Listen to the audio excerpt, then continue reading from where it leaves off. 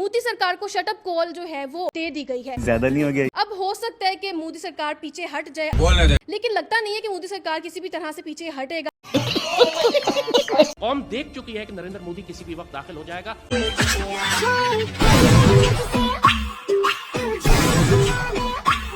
बोलो भैरू जी महाराज की जय हो। आप फौज का साथ दें वरना हम सारे मारे जाएंगे।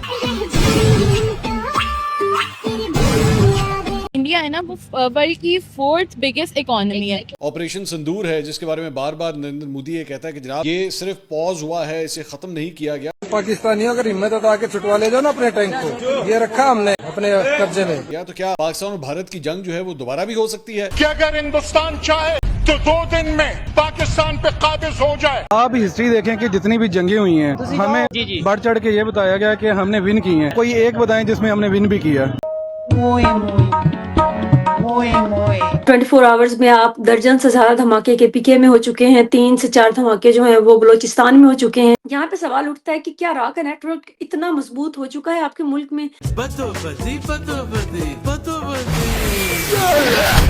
मिसाइलें फटे कदी कदी। क्या आपको लगता है कि इस सब चीजों को जो है वो इंडिया स्पॉन्सर कर रहा है? जी बिल्कुल ऐसे ही है। भिखारिस्तान में कोई जिन्ना के कब्र पर जाकर मूत्र विसर्जन कर दे, क्या उसे इंडिया स्पॉन्सर कर रहा है? जी बिल्कुल ऐसे ही है। शहबाज शरीफ 5वीं बीबी ला रहा है, क्या इसमें भी इंडिया स्पॉन्सर कर रहा है? जी बिल्कुल ऐसे ही है। हाँ भाई, सब कुछ इंडिया ही कर रहा है। और हालत ये हो रखी है इन भिखारियों की, इनकी खुद की तरक्की पे भी इन्हें भरोसा नहीं है। इसमें भी इन्हें लग रहा है अल्लाह ही करा देगा। बहुत से बुजुर्गों से ये बात मंसूब है कि पाकिस्तान को अक़वाम आलम में बड़ा ख़ास मकाम हासिल है और नहीं होगा, और हम सुनते भी आए हैं बचपन से ही।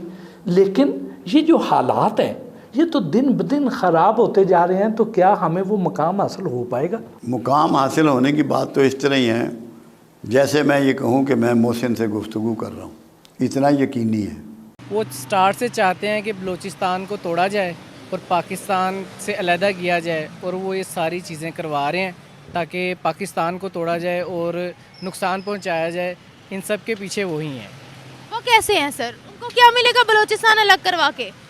देखिए, बलूचिस्तान एक पाकिस्तान का बहुत अहम सूबा है, ठीक है, और जैसे उन्होंने कश्मीर लिया है, वो चाहते हैं कि पाकिस्तान से जब ये टूटेगा तो हमारे लिए इजी होगा इनके ऊपर अटैक करना। हमारे काफ़ी सरहदें जो हैं बलूचिस्तान के साथ अटैच हैं, इलाके अटैच हैं, तो वो कहते हैं कि हम जब ये चीज़ इनको अलहदा करेंगे तो हम पाकिस्तान के ऊपर अटैक करना हमारे लिए और ज़्यादा आसान होगा। पाकिस्तान को ख़त्म करना चाहते हैं, इस वजह से सारी साजिशें हो रही हैं। और देखा जाए तो हमारी सोसाइटी में ये इश्यूज इतने तेजी से बढ़ते जा रहे हैं और हम उस पर बात नहीं कर पाते।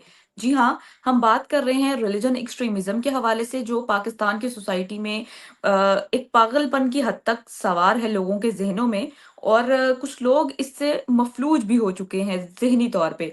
और उसके साथ साथ खवातीन को जो निशाना बनाया जाता है, अब्यूज किया जाता है हमारी सोसाइटी में, और जो रिपोर्ट भी नहीं किया जाता मीडिया पर। इसमें इंडिया अब वो हमें टारगेट करके हमसे वो हमारी जो जगह है वो भी ऑक्युपाइड करना चाहता है, और काफ़ी हद तक। और जो कंट्रीज़ जैसे बांग्लादेश हो गया, अज़रबैजान हो गया, टर्की, जो हमारे साथ दे रहे हैं उनको वो बायकॉट कर रहा है। इसमें आप देख सकते हैं बांग्लादेश को भी इक्वली नुकसान होगा जितना कि इंडिया को होगा।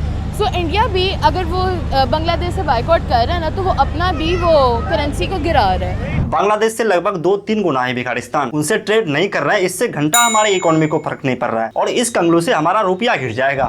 Nice joke. डॉक्टर साहब, आपको तो इन पाकिस्तानियों का पता है कि ये कितने झूठ बोलते हैं।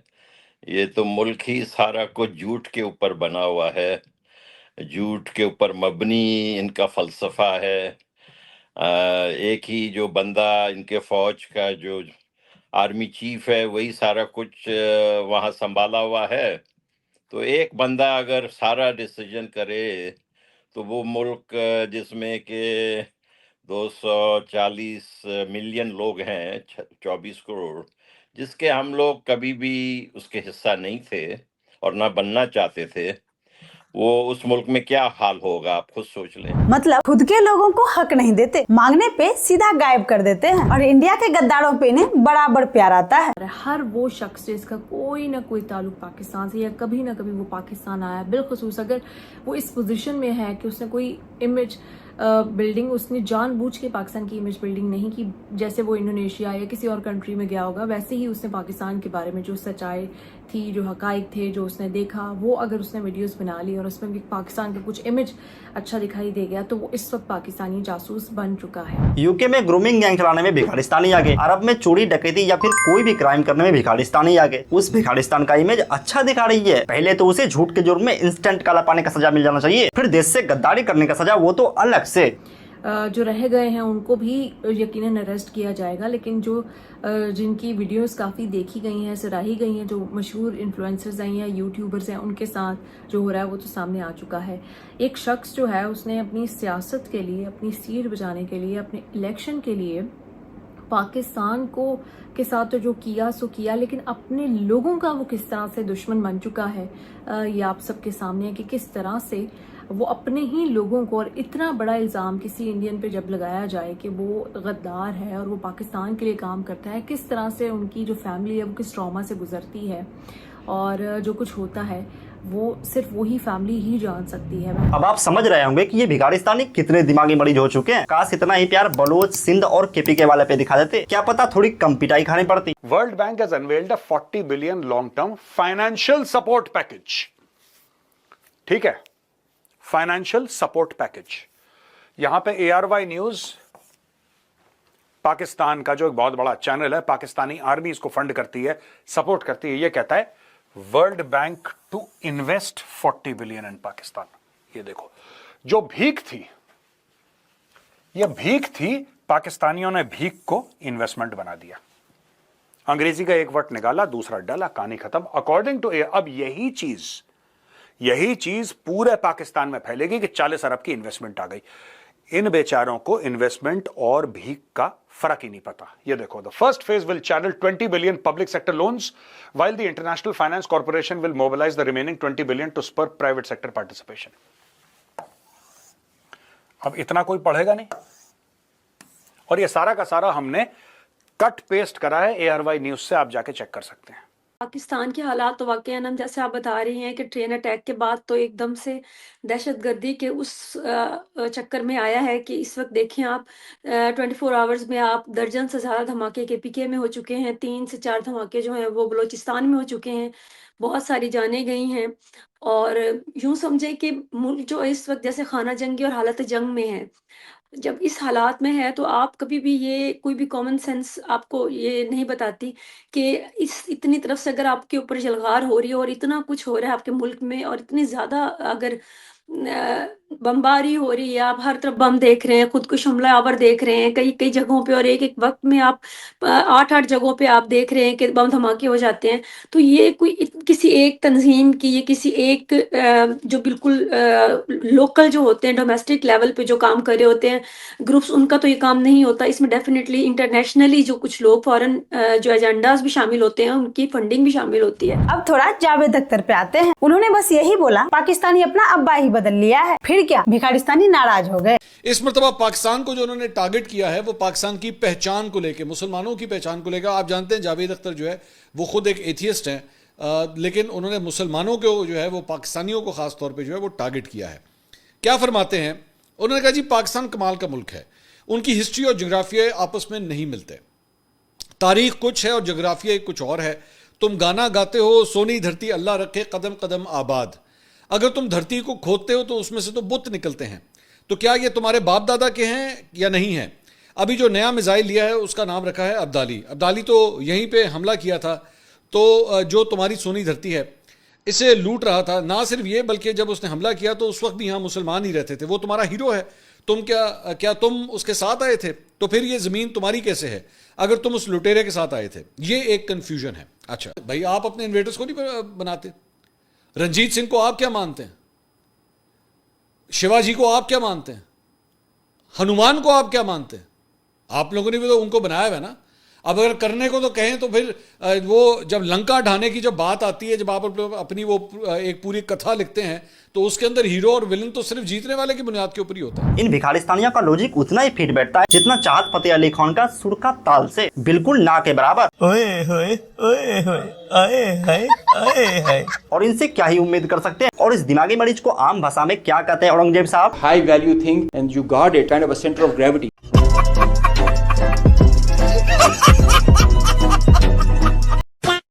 कश्मीर के मामले में हमारा वो एग्रेशन नहीं आ रहा जो इंडिया का आ रहा है। पाकिस्तान कहते हैं मोस्ट वेलकम इंडिया, आ जाओ ले जाओ कश्मीर, आओ तो सही। यार ये ऑपरेशन सिंदूर और इसके रिटेलिएट में जो हमारा क्या बुनियान वर्सून था उससे इंडिया को बहुत अच्छा जवाब मिला है। माशाल्लाह से हमारी फॉरेन पॉलिसी वापस रिकवर हुई है, हमें दुनिया वाले इज़्ज़त से देख रहे हैं। और ऑफ कोर्स हम लोगों ने इस पूरे ऑपरेशन के अंदर नॉर्मली चाइनीज़ टेक्नोलॉजी यूज़ की है, तो उसका भी एक बहुत अच्छा हम लोगों ने रिज़ल्ट दिया कि दुनिया को। उन्होंने देखा है कि हमारे दोस्त भी हमारे साथ खड़े हैं और पाकिस्तान मजबूत था और मजबूत रहेगा। लगता है इसको भी सर पे चोट गहरी लगी थी। Kind of a centre of gravity.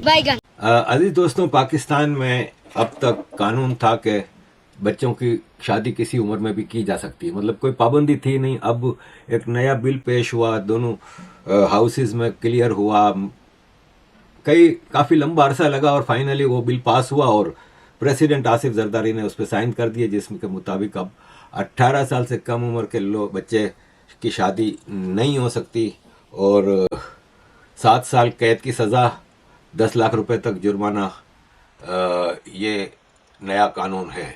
इसको सारे इस्लामिक स्कॉलर्स तो मैं इनको नहीं कहूँगा, इन बदबख्तों को, जाहिल और सारे मौलवी, सारी रिलीजियस ऑर्गेनाइजेशंस ने उसको गैर इस्लामी डिक्लेयर किया है कि इस्लाम में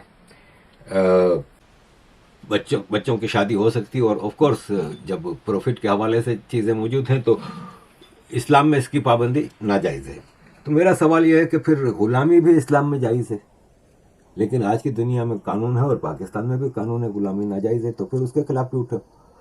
अभी शहबाज शरीफ ने क्या बात कह दी कि फजर की नमाज के बाद हमारा अटैक करने का प्रोग्राम था, लेकिन ये बेवकूफ इंसान ऐसे निकले, इन्होंने पहले अटैक कर दिया। तो और अटैक भी ऐसा किया कि हमारा खुद का अटैक भूल गया। उसके बाद दे कुड नॉट। उसके बाद जो स्टोरीज आप वो सुना रहे हैं जी, उन लोगों ने घुटनों पे झुक के सीज फायर की डिमांड की और मांग की और ऐसा किया, जबकि फजर की नमाज के वक्त में उन लोगों का जितने नैरेटिव्स झूठ के बोले जा रहे हैं, but we are used to it, हमें कोई फर्क नहीं पड़ता। टेलिंग यू ऑनेस्टली, हमें कोई फर्क नहीं पड़ता, because we are not in competition. हम आपके साथ रेस में है ही नहीं। आपको ही लगता है कि हम आप हमारे साथ रेस में, we are not in race. हमारे को कोई कंपटीशन नहीं है दोस्त आपके साथ। करें बलूचिस्तान पर सर, क्या हमने आज तक किसी एक रॉ एजेंट को भी प्रूफ किया है कि वो बलूचिस्तान के अंदर टेररिज्म फैला रहा है? अभी तक ऐसी कोई एक्टिविटी इन्होंने नहीं पकड़ी। अभी तक यही एक सवालिया निशान है पाकिस्तान गवर्नमेंट पे कि अभी तक यादव को पकड़ा था लेकिन प्रूफ नहीं कर पाए। हम नहीं कर पाए, अभी तक प्रूव नहीं हो सका। ठीक है, तो एक है ना, वो तो ढेरों होंगे। हम प्रूफ नहीं कर पाए कि वो रॉ का एजेंट है, प्रूव नहीं कर पाए। एक मुल्क जो मजहब के नाम पे बनाया गया हो, आप उसको आपने एक अजीब किस्म का मिक्सचर बना दिया कि आपके जो मुल्क बनाने वाला था, बज़ाहिर देखने में वो किसी अंग्रेज से कम न था। मैं कायदे आज़म मोहम्मद अली जिन्ना की बात कर रही हूँ, लेकिन उन्होंने कुछ क्लियर नहीं किया मुल्क बनाते हुए, क्या वो इस्लामिक स्टेट बना रहे हैं, क्या वो सेकुलर स्टेट बना रहे हैं। उनके आइडियाज़ में तजाद था, बहुत कम वक्त जिंदा रहे। उसके बाद हमारे देखिए, रिलीजन इन इटसेल्फ तो प्रॉब्लम नहीं था, लेकिन जहां आपने अवाम को लूटना हो, जहां आपने इग्नोरेंट रखना हो, जहां आपने उनके हकूक ना देने हो, जहां पे आपके चंद एक खानदानों ने आपके मुल्क पे हुक्मरानी करनी हो, तो मजहब से बेहतरीन हथियार और कोई भी नहीं है पूरी दुनिया में। शहबाज शरीफ ने सफ़ेद पगड़ी पहनी हुई थी और जो फील्ड मार्शल हैं, फील्ड मार्शल साहब ने भी सफ़ेद पगड़ी पहनी हुई थी और वो जो कोर कमांडर है बलूचिस्तान के। पगड़ी तो बहाने से पहनी थी, असल में कफन का कपड़ा साथ लेके गए थे। नहीं, तो सफेद पगड़ी इस वजह से पहने। और उन्होंने, हमारे कुछ दोस्तों ने क्वेटा से कहा कि भाई ये असल में सफेद झंडी बता रहे हैं अपनी शिकस्त का। हाँ, ये भी वो मुमकिन है, सफेद झंडा लेके आए। नहीं तो 3 सितंबर 2024 को शहबाज शरीफ ने बोला था कि आखिरी IMF का बेल आउट प्रोग्राम होगा पाकिस्तान के इतिहास में इंशाल्लाह। 1 जून 2025 को यह कह रहा है, allies like China no longer expect us to come with a begging bowl. Pakistani prime minister कह रहा है, यह कह रहा है कि अब हमसे चाइना बात कर रहा है इन्वेस्टमेंट के बारे में। चीन पाकिस्तान से बात कर रहा है इन्वेस्टमेंट के बारे में कि हम पाकिस्तान में क्या इन्वेस्ट करेंगे और पाकिस्तान हमारे अंदर क्या इन्वेस्ट करेगा। यह शहबाज शरीफ चूरन खिला रहा है सबको। ठीक है, आप देख रहे हैं, यह स्टेटमेंट है 3 सितंबर 2024 का, यह स्टेटमेंट है 1 जून 2025 का। यह हमने अरब न्यूज से लिया है दोस्तों, और यह हमने NDTV वर्ल्ड से लिया है। सबका नाम मैंने, आप जाए चेक कर सकते हैं आप। तो दोस्तों ये थी आज की वीडियो। इस वीडियो पर आपकी क्या राय है, आप अपनी राय कमेंट में दे सकते हैं। अगर आपको वीडियो पसंद आई हो तो वीडियो को लाइक कर चैनल को सब्सक्राइब कर लीजिएगा, ताकि ऐसी ही वीडियो आप और भी देख सके। आज की इस वीडियो में बस इतना ही। जय हिंद, वंदे मातरम।